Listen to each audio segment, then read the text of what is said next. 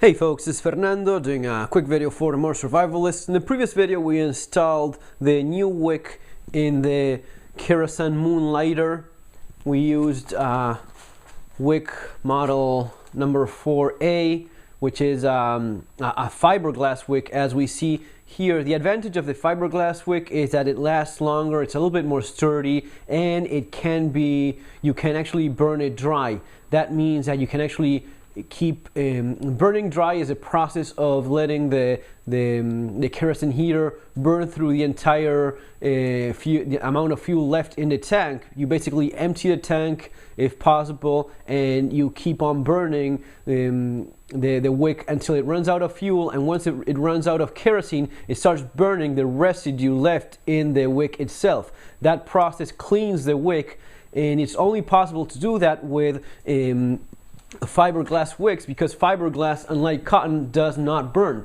So the previous wick installed in that heater was this one. This is a cotton wick, as we see, and this cannot be burned dry because once there's no longer any kerosene left, it starts actually burning the cotton of the wick itself. Now I was taking a look and I see that it's not as in it's really not that bad condition, this wick. I actually hadn't seen it before, and just removing it gives me a better idea. What I think I'm going to be doing, and this is something you may want to consider yourself if you are in this same situation, this wick not being that bad, what I'm going to be doing is wait until it dries up and has, once it's dry, I'm going to be cutting a little bit, just a couple millimeters of the wick, cutting a little bit, making a new line so as to know where to place the wick carrier, and just trimming a little bit of that charred edge.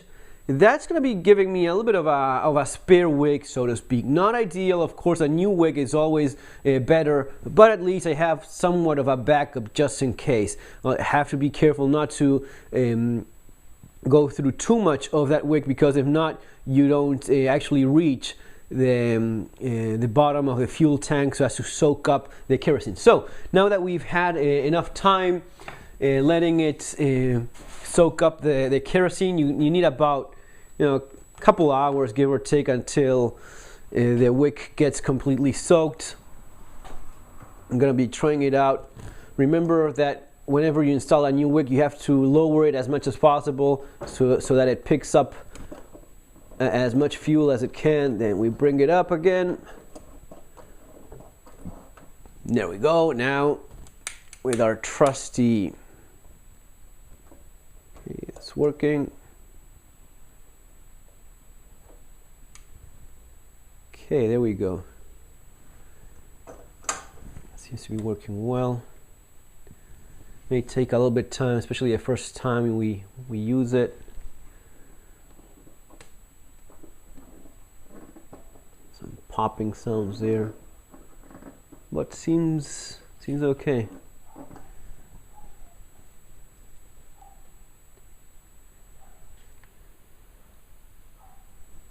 Right, this is the first time after installing the new wick. I don't see that much of a difference, to be honest, between the cotton wick and the fiberglass wick. At least not in any practical sense. I know that as I was explaining in the beginning of the video, it's a tougher, stronger wick, but for all practical purposes, there's not much of a difference. I see pretty much the same flame. Let's turn the lights off and see if, in terms of light output, there's a difference.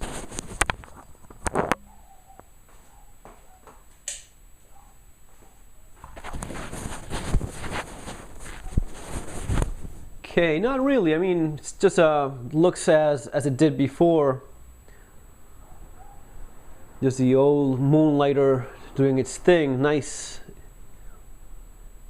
warm light that it puts out. The manual says it puts out about 300 lumens of light. I don't know if that's correct or not, but sounds about right, especially with that flawed lantern type of light. It's a good combination of having a heater and lighting as well.